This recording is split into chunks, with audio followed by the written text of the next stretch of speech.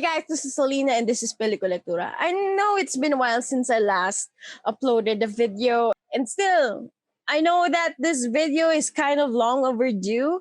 But yeah, a lot of creatives and a lot of filmmakers have been going out and shooting and creating outside of their homes or inside their homes. And as long as we are following protocols and really trying to make it safe for everyone, I think it's okay. But it's kind of controversial to say it at this point.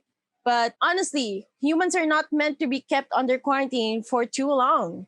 Just saying. And we need to move forward because a lot of people lost their jobs, especially in the film industry here in the Philippines. A lot of people struggle to make ends meet.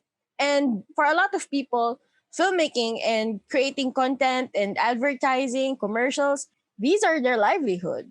But for students and aspiring filmmakers who are still minors or like younglings, honestly, this video is directed mostly for aspiring filmmakers, amateur filmmakers, and student filmmakers, or basically anyone who's interested in making a short film, maybe out of, a new hobby, or they want to document something and they want to make it into a film. Why not, right? So yeah, without further ado, let's talk about how to make a short film during a pandemic. So yeah, first of all, we have to consider the most glaring obvious thing that you have to consider when you're gonna make a short film in the middle of a pandemic. Safety. Honestly, safety is your number one priority. At the end of the day, it's just a film, okay? You have to know that. It's just a film. You have to put it in your mind. Sometimes creatives have this obsession with passion and creating, and sometimes they tend to risk it all just to make the film. But you have to remember that this is a pandemic, and you have to remember that these are actual human beings who's trying to help you, and you have to consider their safety, okay? I'm telling this to you now. I don't know if you watched the movie Soul. Great movie, by the way. I don't want to turn this video into a Soul review, but that film was a reminder of how creatives tend to focus too much on their purpose and their passion that they forget that their real purpose is just living. You have to think that at the end of the day, this is just a film, okay?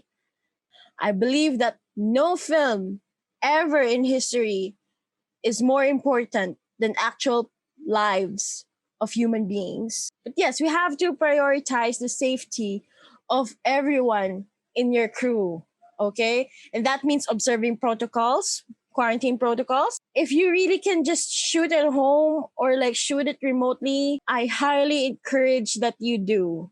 Just know your limits, and again, prioritize everyone's safety. We've focused on the safety aspect. Now let's focus on the actual concept. This is the fun part, but also a very difficult task. Everybody thinks, oh my gosh, we're under a pandemic. Does this mean that I have to make like a film about the pandemic or like about my staying at home? But like, no, you don't have to. No one's making you do a film about the pandemic.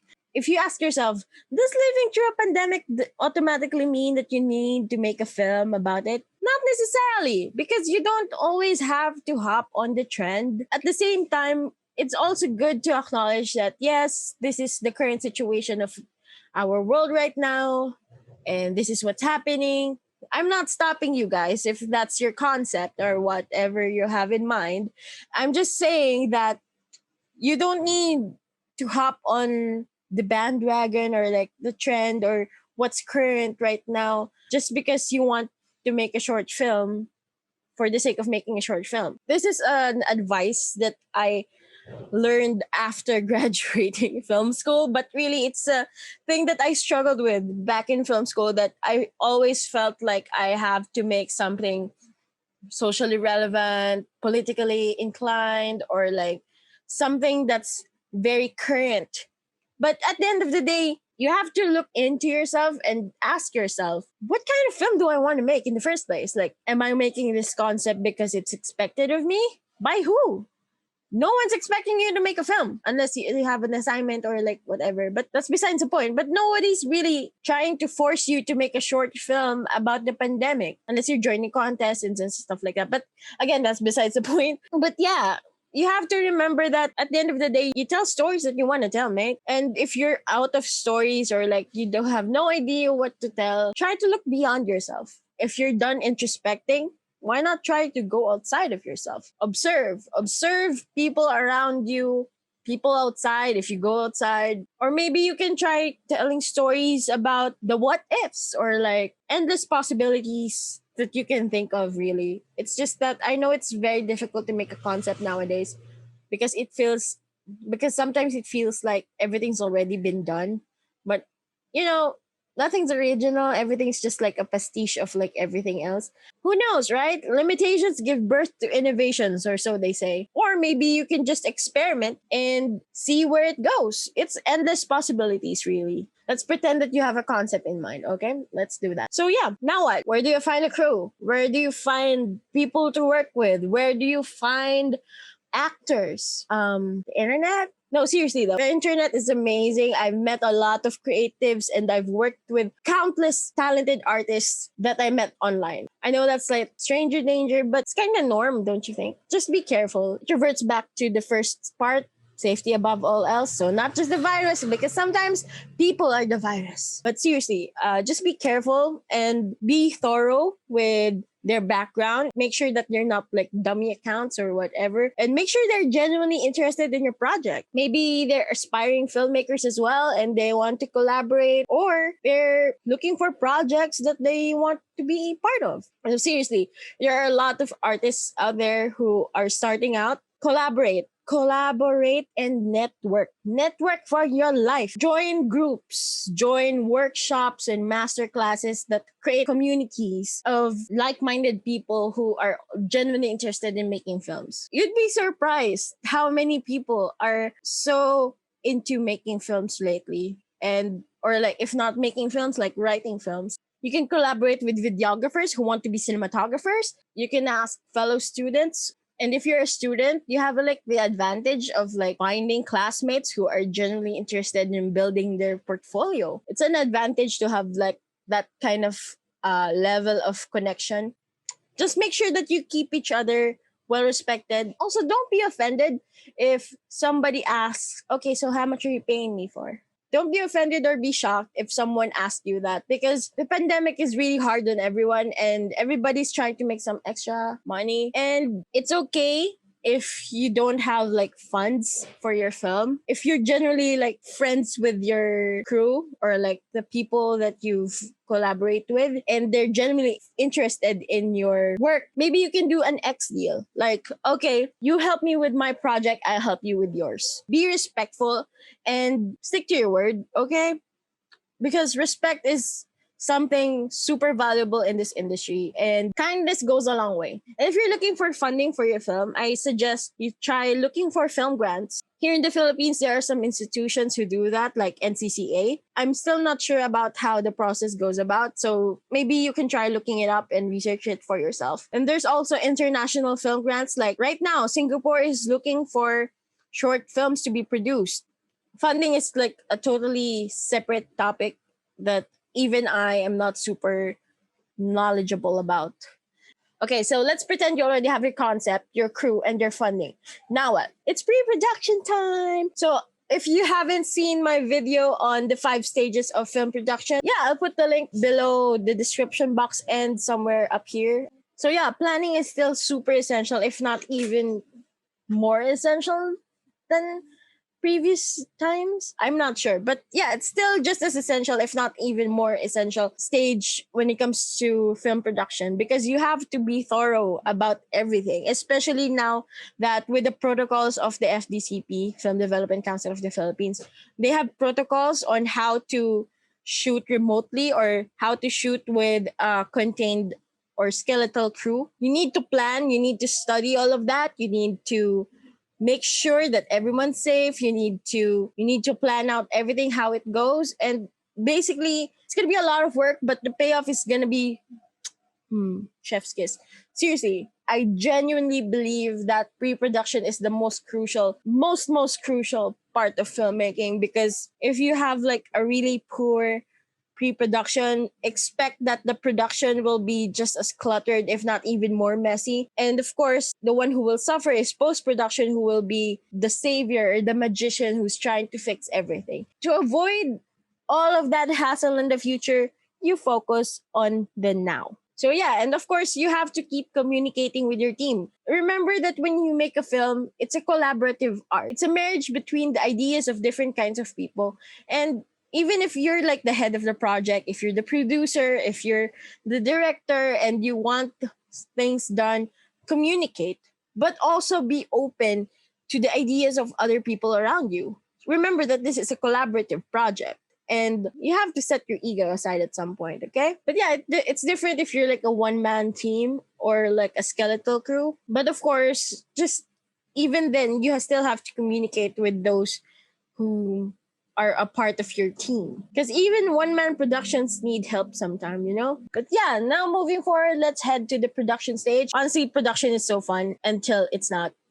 If you have a super smooth pre production, expect that the production process will be just as smooth. But of course, you still need to be vigilant in case things go wrong, Murphy's Law and all that. So yeah, if like something unexpected happens, God forbid that someone on your crew is feeling sick, advise that member to sit this one out.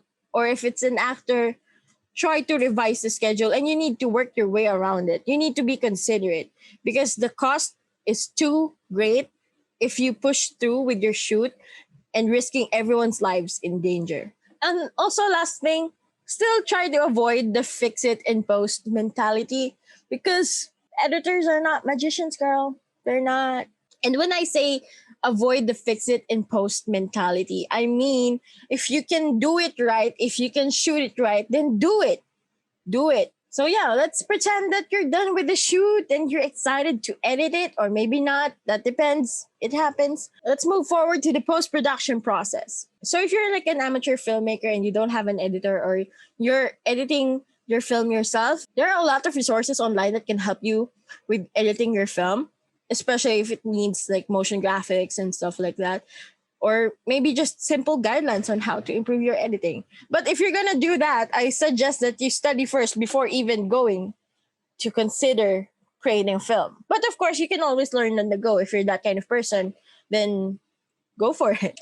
Invest on storage, be it in cloud or in hard drives, because you need to back up everything. And I mean back it up. I've had a shoot before whose film, a thesis film, had to reshoot everything because our one and only hard drive got corrupted. And don't follow that mistake. Please don't. And I also know someone who was shooting a documentary who left her hard drive in the mountains, her one and only hard drive. She left her in the mountains. Months of work gone. Back it up. So yeah, if you're gonna edit your film and you have an editor or you're the editor and you have a director and you guys want to meet up and edit together, that's cool. That's the norm. But if possible, try to remotely communicate. Video calls are really good investment like Zoom or Google Meet. Even Facebook Messenger has share screen feature now. So really, I don't think it's excusable to not video call anymore. I mean, if you don't have a webcam, use your phone. If it's just like a conversation kind of thing, but if it's like a technical thing, then I understand.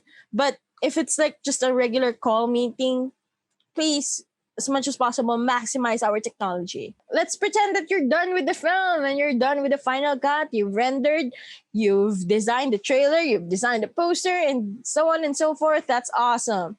Now what? Are you just gonna show it to your friends on YouTube? Or do you have like bigger plans, like using it for your portfolio or even applying it for festivals? I highly suggest that you apply for festivals. I mean, there are a lot of festivals right now, especially like 1 minute films that have like 50,000 pesos worth of cash prizes. I forgot some of them, but there are a lot of, especially for student filmmakers, ranging from high school to college. There are a lot of film festivals nowadays, and yeah, money. If you're not interested in joining festivals, you can always upload it online and use it in the future as your portfolio. Or if you're really not interested in all that, you can just let it stay in your hard drive forever, never to be seen by anyone. We create short films because we want to tell stories or we want to document things. And It's meant to be shared. So don't be afraid of sharing your work, okay? Personally, even though I'm making this video as we speak, and still I have trouble making my own films because I tend to overthink and paralyze myself. And that's actually kind of why it took so long before I made this video specifically. But I'm trying. I'm trying to get back on that horse and protect my spark. I want to make a short film. I actually want to make a short film. Again, it's just that I haven't really found the right concept to really get back into my groove. And maybe I am overthinking or not, or maybe I'm just tired. I don't know at this point. But the reason why I made this video is maybe if I can't help myself right now, maybe I can help someone else who wants to make a film themselves. If you have that spark and like that drive, that grit, please make that film because the world needs you. That sounds super lame, but yes, we need more creative souls. We need more passionate people who genuinely enjoy what they do. Because it's what keeps us going, it's what keeps us human. So if you have that spark, you have that desire to make a short film, please do. Please make it. Please try to make it. Even if you're worried about gear, if you're worried about you're not skilled enough or you're not ready, you'll never be really ready. No one is. You just kind of do it. And maybe this video of me trying to speak and reach out to you guys is also a reminder for myself why I want to make films in the first place, to reach people. But yeah, if you have that drive, if you have that spark and that desire to make a film and make stories that you want people to watch, please protect that spark and make that film. So yeah, that's it for today. If you made it this far into this video, please leave a comment down below about what you want to see more on this channel, or if you have any comments or suggestions, please, I'm all ears. And if you want to connect with me, I have a Facebook page for Peliculectura and my Instagram and my Twitter, but mostly Twitter is. But yeah, that's it. Thank you so much for watching, and I'll see you guys later.